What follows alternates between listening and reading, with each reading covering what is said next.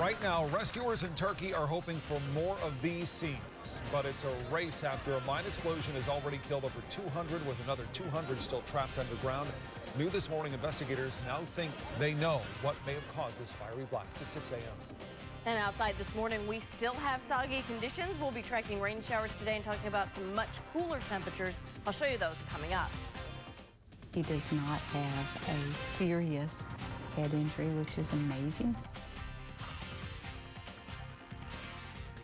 And some would even call it miraculous. A toddler surviving an 11-story fall. We'll have those amazing details coming up.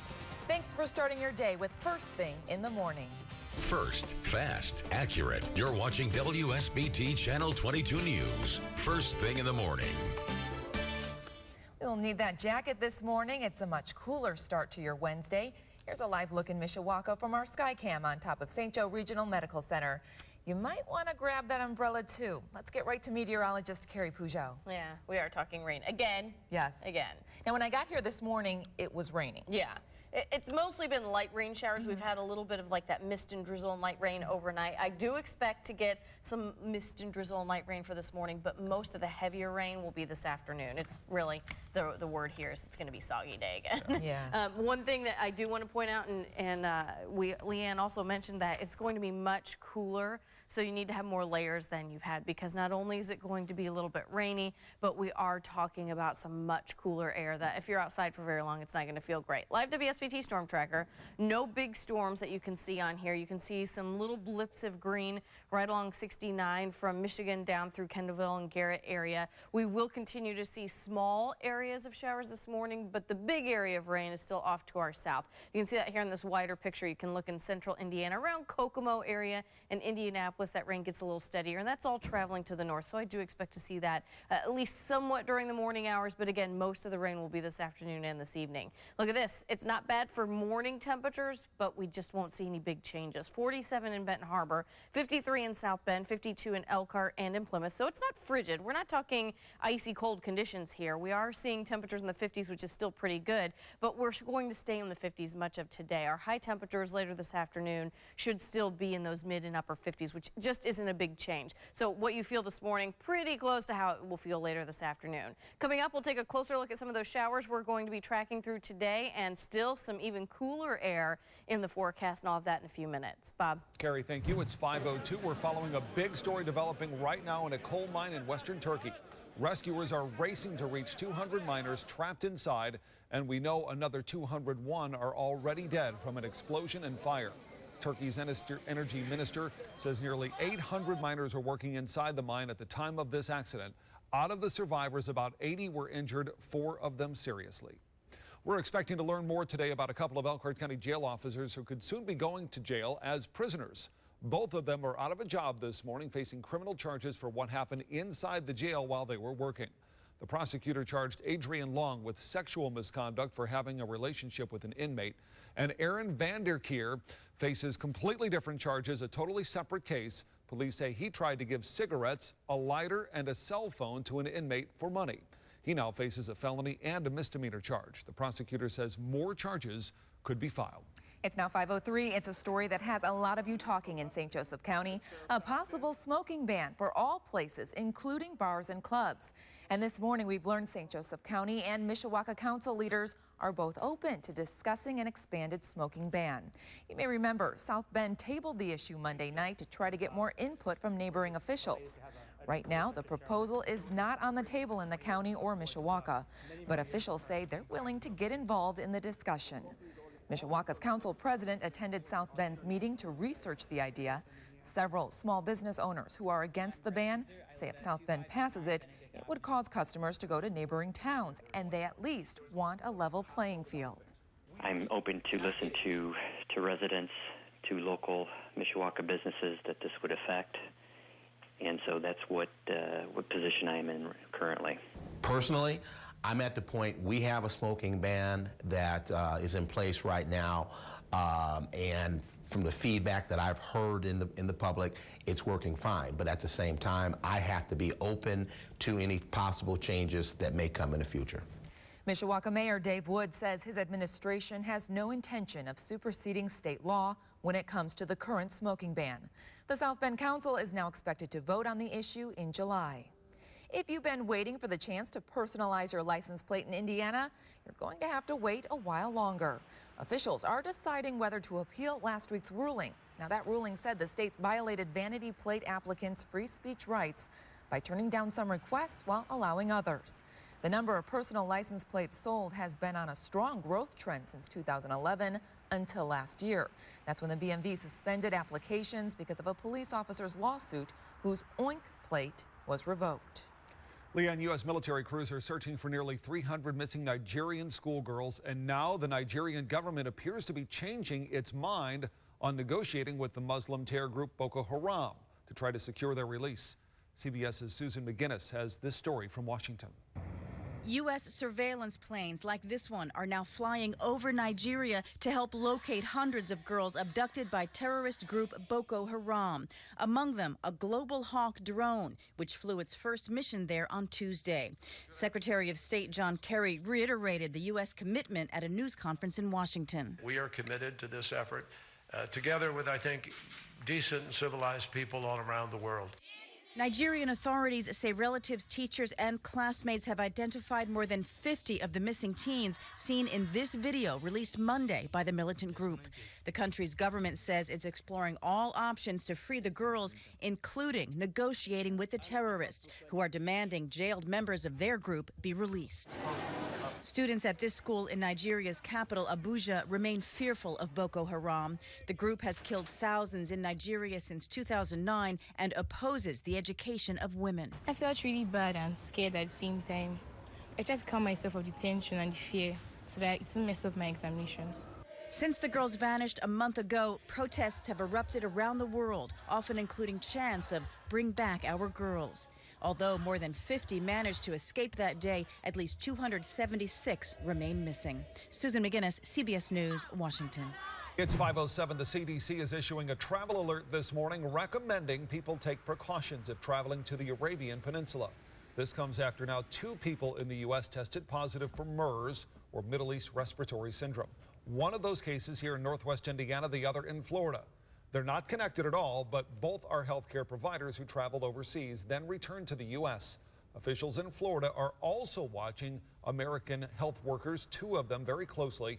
They came into contact with the second MERS patient and now have their own flu-like symptoms. The CDC says this is a serious matter, even though the risk to the general public remains low. Bob, 2 bills increasing regulations for compounding pharmacies is heading to Michigan's House. The bills already passed the Senate. They establish new licensing and record-keeping standards and require pharmacies, manufacturers, and distributors to have a pharmacist in charge.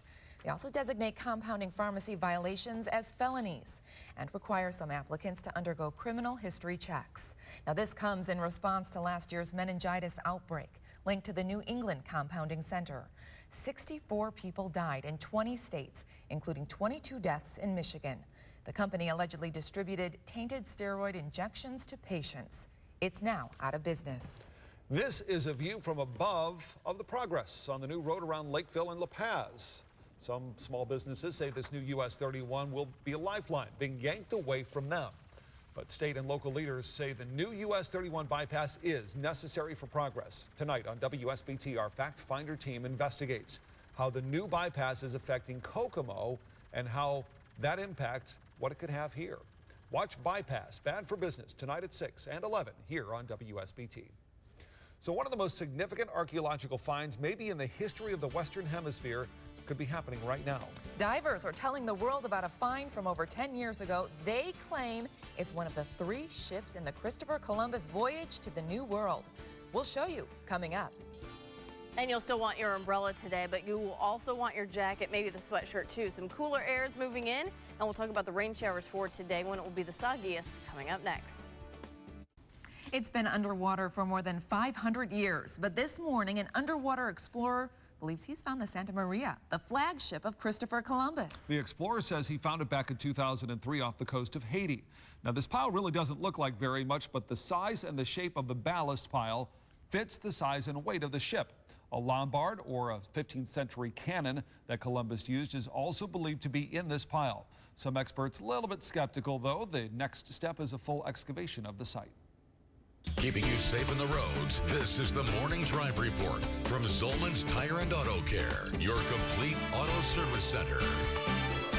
We're still looking at maybe not the best morning commute. We have more rain showers that we've been tracking. We've had a little bit of light rain overnight, and mainly some mist and drizzle and some very light showers have happened this morning. You may occasionally see that, but I expect most of the rain that we get today to fall this afternoon and this evening. It's definitely going to be cooler. It's not frigid, but it's definitely colder. You'll notice that, and it will be breezy today. So all of those in combination with each other probably means you need the extra layer, the sweatshirt, the jacket for most of today. Now, the rain showers we saw overnight, you can see just a little bit here on live WSBT Storm Tracker. There are some small areas of green showing up. Now, while there's not much coverage over our region, I do expect the sidewalks and the streets to look wet and to occasionally need your windshield wipers going this morning with a little bit of that mist and drizzle. But again, the more steadier rain showers, the coverage that's a little bit broader, that's going to happen as we get to lunchtime and into the afternoon. So I'll track that coming up. In the meantime, while right now it's mostly cloudy, we still have 50s, and 50s for morning temperatures are actually still pretty comfortable.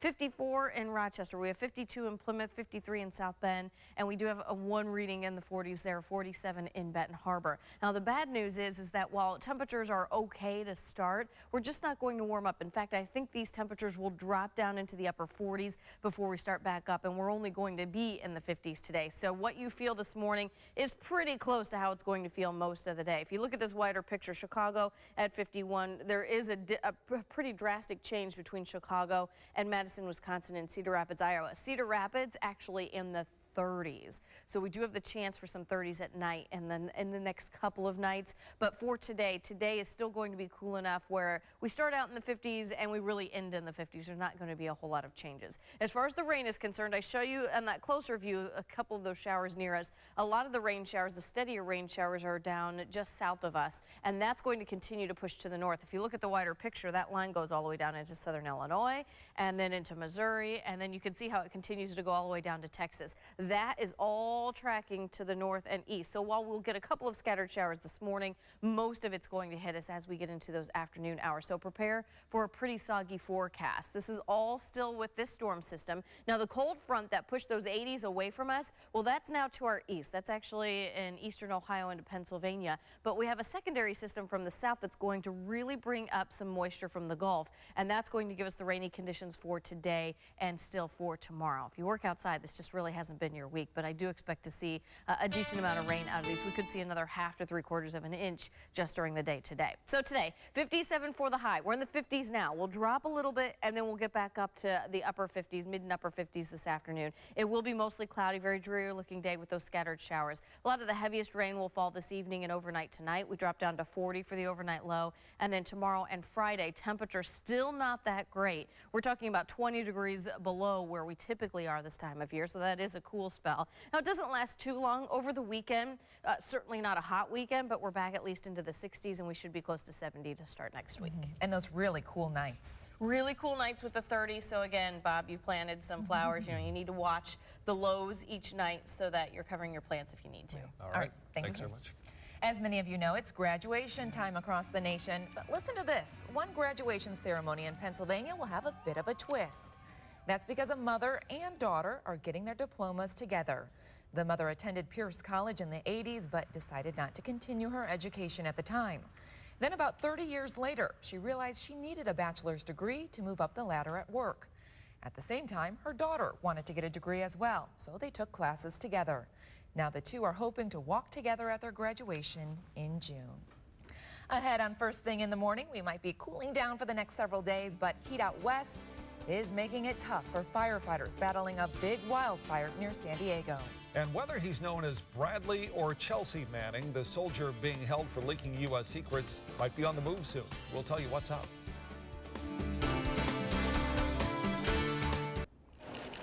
It's 5:18. Some news just into our newsroom. Track star Oscar Pistorius must undergo a psychiatric evaluation. The judge just made that ruling in the case. It's a move that will put his murder trial on hold for at least a month. The prosecutor had argued in favor of the evaluation, but the defense was against it. Pistorius doesn't claim he was insane or mentally ill when he shot and killed his girlfriend. last year. Fire crews say they're gaining an upper hand in a big wildfire in San Diego that prompted evacuation orders for more than 20,000 homes. Now some of those people are able to return home. Firefighters say the biggest threat has passed and the fire appears to be dying down. They also say it's likely children will be back in class today. Authorities say the cause of the fire that began in San Diego's Rancho Bernardo area isn't yet known. A high-pressure system has created dangerously hot, dry conditions around the state, with temperatures far above normal for spring. New this morning, defense officials say the Pentagon is trying to transfer the soldier once known as Bradley Manning to a civilian prison for treatment of a gender disorder. Chelsea Manning, as he's now calling himself, was convicted for leaking classified documents to the anti-secrecy site WikiLeaks. Manning has asked for hormone therapy and may be able to live his life as a woman. Transgender people are not allowed to serve in the U.S. military, and the Defense Department does not provide that kind of treatment. It's now 5:19, and now it's Magic Johnson's turn with his back and forth in the Donald Sterling controversy. Yeah, you'll hear what Magic had to say during his turn for a sit-down interview coming up. And we're still talking soggy conditions, but I think the biggest thing that's changed, it's much cooler. We'll show you those temperatures coming up next. Well, we have not been able to kick the rain away from us yet. We've had some rain showers overnight, although they've been really light. You may run into a couple of light showers, but if you're planning out your day, the really soggy part of the day is still going to be this afternoon. So outside activities this afternoon, probably not going to be real comfortable if they go on at all. So here's how we're forecasting today. A big change with the temperatures because we have temperatures that range from the upper 40s to low 50s right now. We will see temperatures in most locations drop into those upper 40s by 8 o'clock. 54 at lunchtime and then 57 for the high later this afternoon. But I do expect to see a decent amount of rain. Notice our rain chances really start to increase as we get into the after lunchtime hours. That's because the rain showers that we are going to see that are heavier and more widespread, they cover our area more, are still down in central Indiana, southern Indiana, and that line goes all the way to Texas, and that is moving to the north and to the east. So while we do have some clouds now and occasionally a little bit of water, most of the rain is still off to our southwest, and that will be pushing north through the course of the day. Right now it's 47 along the lakeshore in Benton Harbor. It's 50 in Michigan City. You can see 53 in South Bend and 52 right now in Warsaw. These temperatures will drop just a little bit, just into those upper 40s, and then we'll get back up into the 50s this afternoon. I can tell you, if you step outside now, what you feel this morning, pretty close to how it's going to feel for most of the day. We do stay cool for the next 2 days, even cooler tomorrow, actually. Low 50s tomorrow, back up to 57 on Friday. And then the weekend, not looking too bad. Actually, pretty comfortable. We will see some 60s, and we'll be back near 70 for the early part of next week. Well, today might not be the perfect day to head to a ball game, but this time next year, there will be a brand new place to watch some games in Indiana. Yeah, Kokomo is going ahead with plans to build a brand new stadium downtown. City leaders say they have an $11.5 million project that will also help with flooding problems in that city. The area where the stadium will be built was hit with severe flooding last spring that damaged more than 300 homes. Leaders hope to break ground in a month and have the stadium open by April of next year. Magic Johnson is now responding to Donald Sterling's comments about his character, battle with HIV, and contributions to the black community. In an interview on Monday, Sterling called Johnson an unfit role model for children.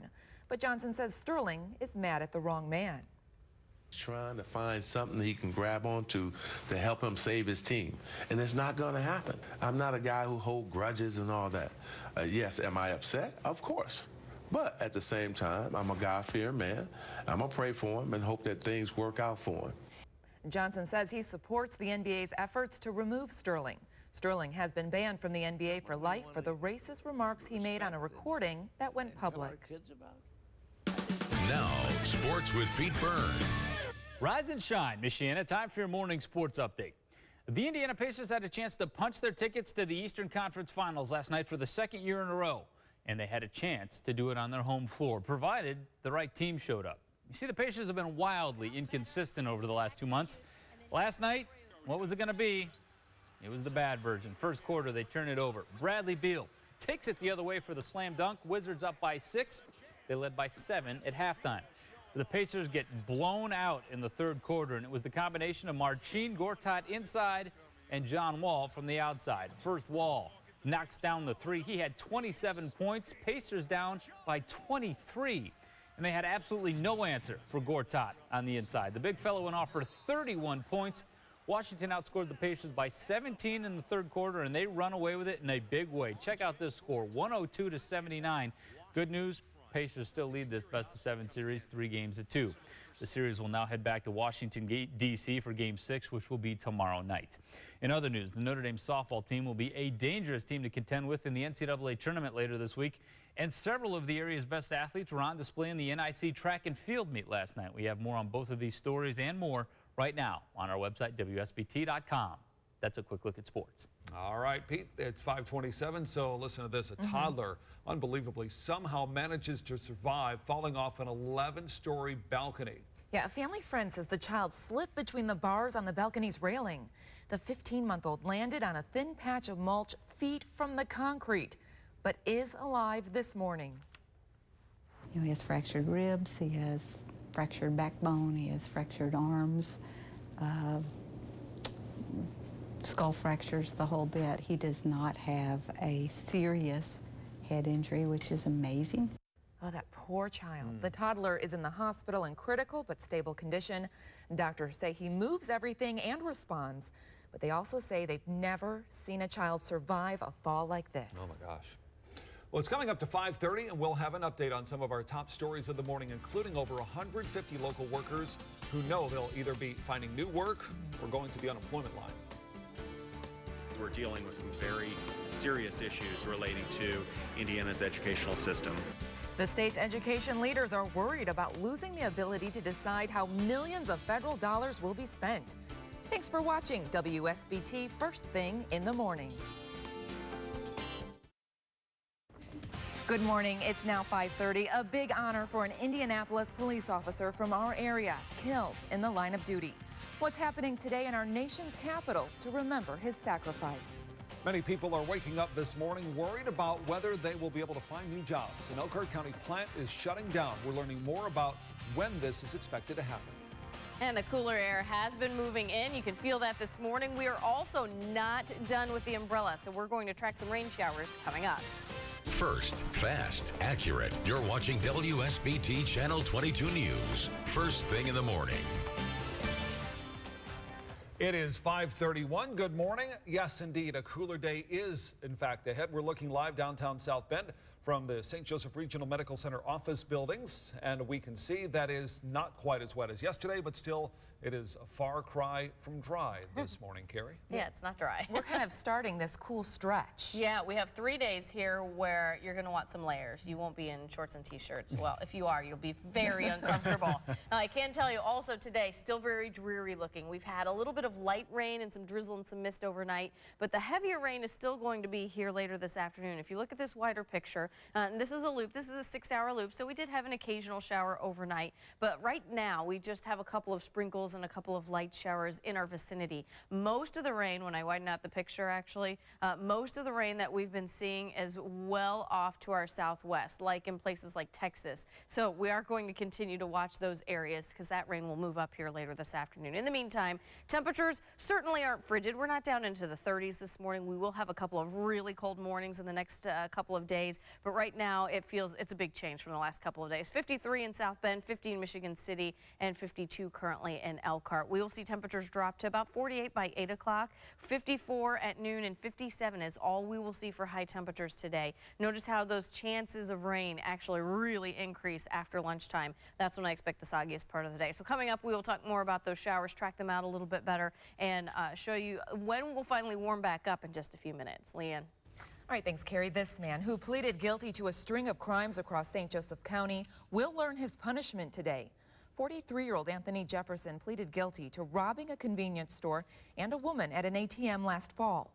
Right now, Jefferson is already in jail, serving 8 years in connection to a deadly shooting in South Bend. A jury found him guilty of criminal recklessness for that case. Jefferson will be sentenced at 8:30 this morning. This morning, 160 people are returning to a job they know they won't have a year from now. ABC Companies in Elkhart County is shutting down. The company refurbishes commercial buses and motor coaches. Just 2 years ago, it had expanded, but now it's going to close the plant in Napanee come September. The national company opened the facility in 2010. A popular South Bend restaurant is also closing its doors for good. If you love the Vine, you better go this week. It'll be the last time you'll be able to eat there in South Bend because it's closing Sunday. Heidi Prescott with the South Bend Tribune says the owner, Mary Spillane, confirmed the news to her yesterday. Spillane says she'll be in town for the restaurant's final weekend and has been planning all along to close this coming Sunday. The city shut down the restaurant last week for failure to pay back rent. The Vine was then allowed to temporarily reopen Saturday after Spillane paid more than half of the amount that she owed. It's now 5:33. This Indianapolis police officer and Napanee native is being honored in the nation's capital. It's part of National Police Week. Officer Rod Bradway was shot and killed in the line of duty last September. His name is now etched into the National Law Enforcement Memorial in Washington, D.C.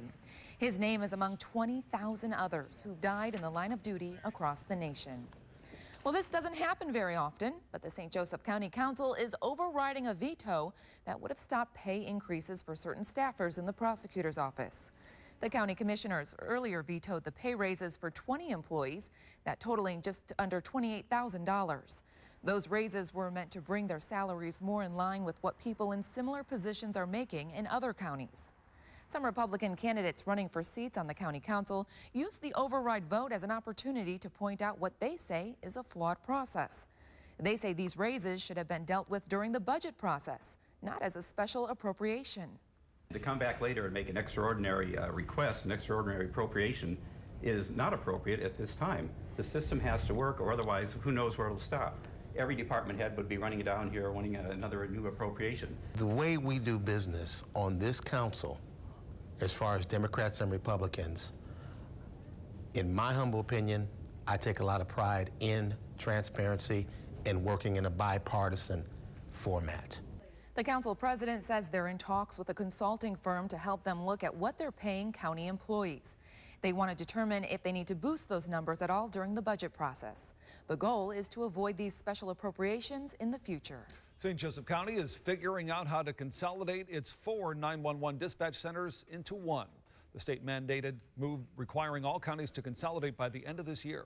Right now, the plan for the county is to operate out of Mishawaka and South Bend's dispatch centers by January 1st, try to avoid any fines and comply with the state law. But the county does plan to move into one multi-million-dollar building by the end of July or August 2015 next year. That will be located south of 12th Street in Mishawaka, just off of Capitol Avenue. The whole consolidation is to help keep you safer. And every time a 911 call goes out, and you have separate centers that have to contact one another in order to get a dispatch a 911 call, you lose time. So the idea is that with everybody consolidated into one center, you don't lose that time when a 911 call is made. Right now, the board is discussing proposals for new computer equipment. It'll meet again at the end of the month. New this morning, we've had a violent start to the year so far, with 7 homicides since the beginning of the year in South Bend. People are responding to this surge of crime in different ways, from prayer vigils to anti-violence rallies. Others starting to carry weapons for the first time. WSBT's Annie Chang joins us in the studio. And Annie, more women specifically are looking into gun ownership for protection. Yeah, Leanne, Bob, women who have no experience with guns are starting to consider buying one, in part because of the violence in their neighborhood or city. Now, I talked to 2 police officers in our area, both known for leading classes on women's self-defense. One offers shooting classes, training women to use guns safely. The other teaches hand-to-hand combat with mixed martial arts, self-defense without using weapons. Both say they've seen a recent rise in the number of women interested in their classes. Women come for various reasons. Many times it's just like you're saying, they're single, there's something happened in the neighborhood, a shooting or something like that, and they want to learn how and possibly purchase a gun in the future. We see more females just are coming in just to see, for the most part, kind of how to combat some of that aggression. And both of those officers stress that proper training is key for anyone who wants to own a gun. Coming up at 6:30, we'll take a look at a brand new store in South Bend that's targeting the women we're talking about today, those who want to start carrying and don't know where to start. In the studio, I'm Annie Chang, WSBT Channel 22 News. All right, thank you, Annie. A new bill in Michigan could make it harder for parents to opt their kids out of vaccinations. Right now, all parents have to do is sign a waiver for their kids to go to school without certain vaccinations. But health officials are concerned as more and more parents are opting out.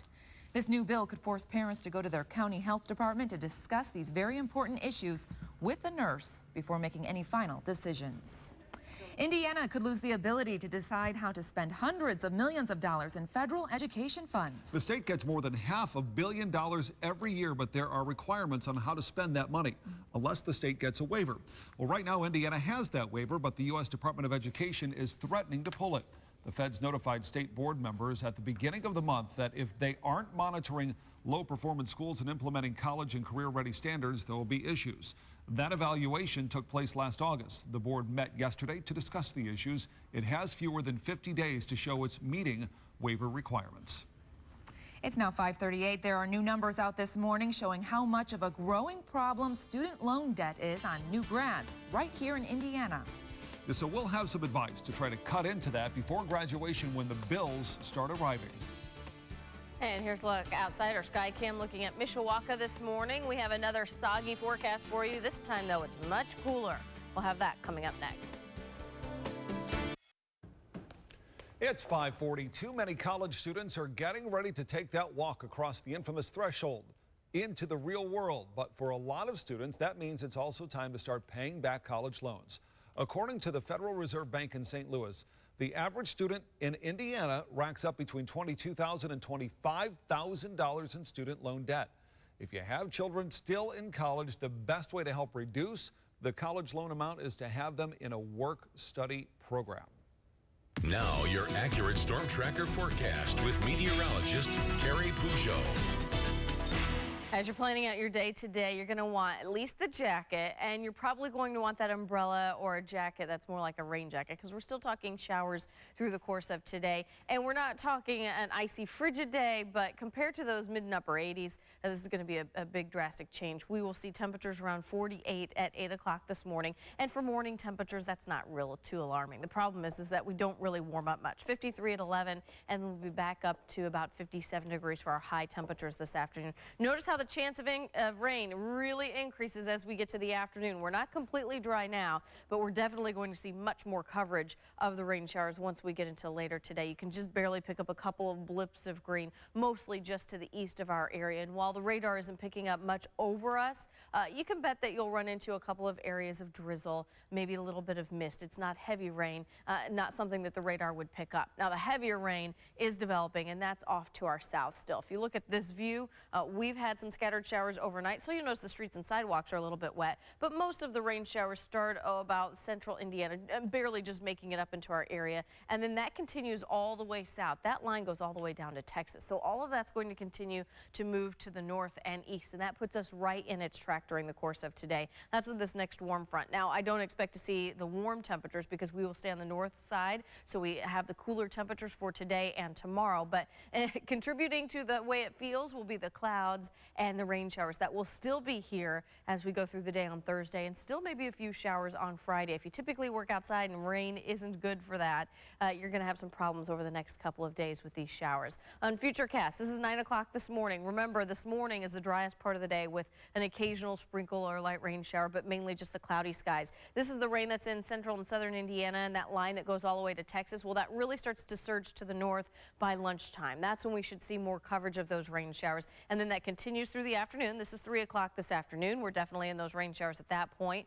We're still by dinner time in the evening drive. We have those rain showers, and we get even a heavier push as we get into this evening and overnight into tomorrow morning, which this is Thursday, by the way, up here on the clock. And notice that green and even the yellow is still here. So we're still looking at a pretty soggy forecast for the rest of today and into tomorrow.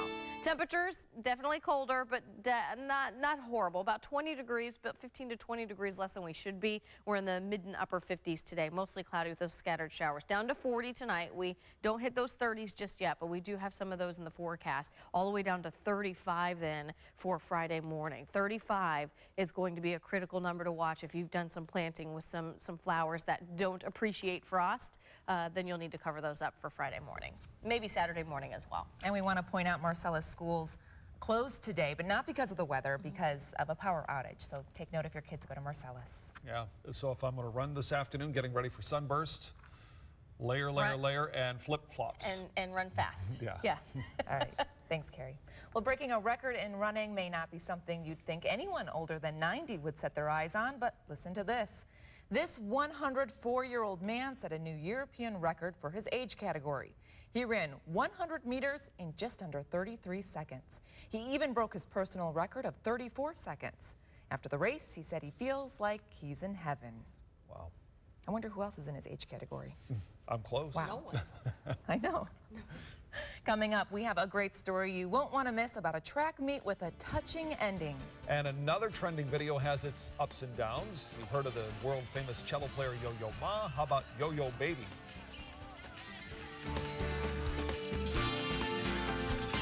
You're watching WSBT Channel 22 News. First thing in the morning. It's 5:49. A set of twins came in last place at a state track race in Illinois. This morning, though, their story is trending. 13-year-olds Chloe and Claire were running the 800-meter race when Chloe says she felt something pull and pop in her leg.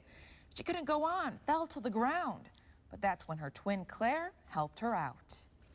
Claire came up behind me and then put me on her back, and then we finished. Love and sportsmanship, even if you do help somebody, even if you're losing, it's still worth it. The energy from the crowd made me stronger. Claire carried Chloe for 370 of the 400 meters left in the race, and the two finished together. Everyone in the stands say watching the whole thing was very emotional. Yeah, that's what a sister's for, right? Last place, but they should still get a medal. That's a good one. Yeah. Most adults can't even work a yo-yo the simple way, myself included, but watch this 6-year-old. Take a look. This boy's awesome tricks. He's from Japan. He's even called Yo-Yo Baby. Wow. This is a video from last year, the Yo-Yo Championships, but the video has recently gone viral with over 500,000 views. That is incredible. Well, you've seen them before when a bride and groom surprise their guests with a fast-paced choreographed dance at their wedding reception. But check out this mother-son dance. The pair started out slow dancing and then go into an epic surprise dance mashup to some very popular songs. And get this, even the bride was surprised by the dance. She had no clue it was going to happen. This video has, of course, gone viral over the past few weeks with now more than 2 million views. Well, Carrie, is this something you'll be doing with one of your sons one day? 20 years, if I can dance still, that would be good. I'm like, come on, Mom. I have this great idea. Leo would want to do that. He dances all the time. He's Does always he? like, get up, get up. That and run. Yeah, and run. Yeah, Yeah. he does like to run. We were here at the station the other day, and I was holding Lewis, and everyone's like, where's Leo? And I'm like, I hear him. He's somewhere Doing running laps around the the newsroom. Yeah. That's what But they like good. to do. Yeah, we're getting into that season where you get a lot of running. We have a lot of walks and runs happening, and Yeah. Right. if you're getting ready for one, even this weekend, a walk, we're talking rain showers for the next couple of days. Still kind of gloomy outside.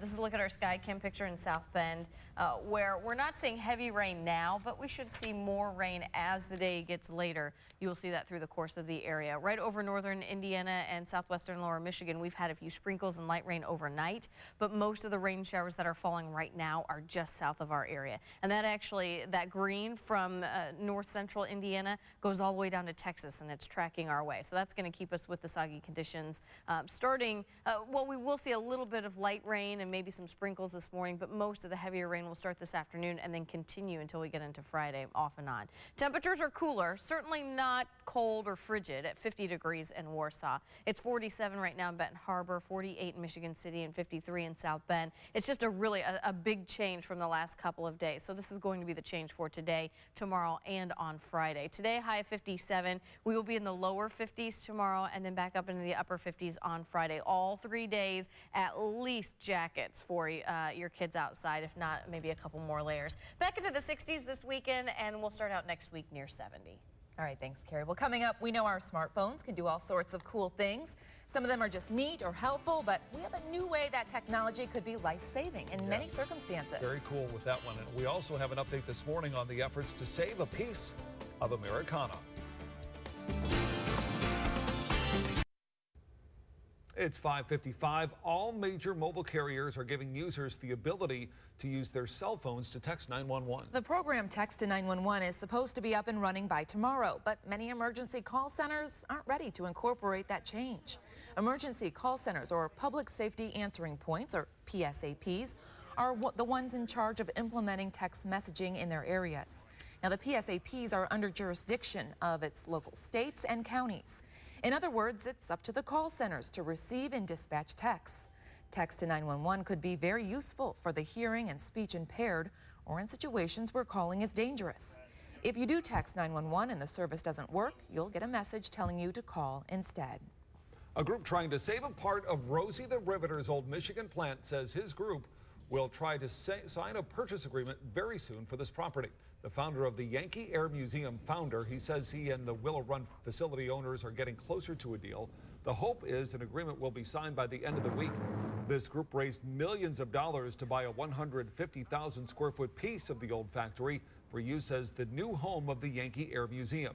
The rest of the Ypsilanti Township plant, where the original Rosie, Rose Will Monroe, helped make bombers during World War II, is being torn down. We're approaching 6 o'clock and our top stories of the morning are just ahead. We'll get the very latest information available in the frantic rescue effort taking place right now in Turkey, where a mine explosion has killed hundreds of miners and trapped hundreds more.